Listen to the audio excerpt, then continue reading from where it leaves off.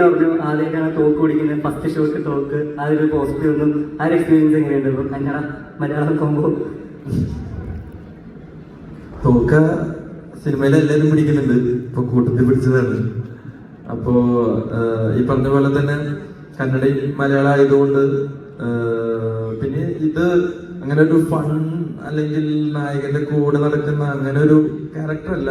ഇത് ആക്ച്വലി ഒരു police station base ചെയ്തിട്ടൊക്കെ ഉള്ള ഒരു സ്റ്റോറിയാണ്. അപ്പോ അതിന്റെ അകത്ത് ഒരു ദിവസം നടക്കുന്ന കുറച്ച് പരിപാടികളൊക്കെ ഉണ്ട്.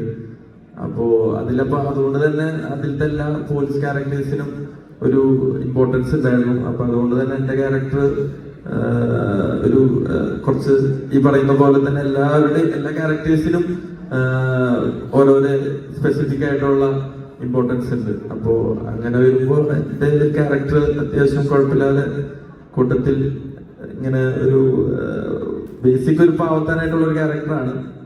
അങ്ങനെ വന്നിട്ടുള്ള ഒരു ക്യാരക്ടറാണ്. അധികം കോമഡി ആയിട്ടില്ല ഇതില്.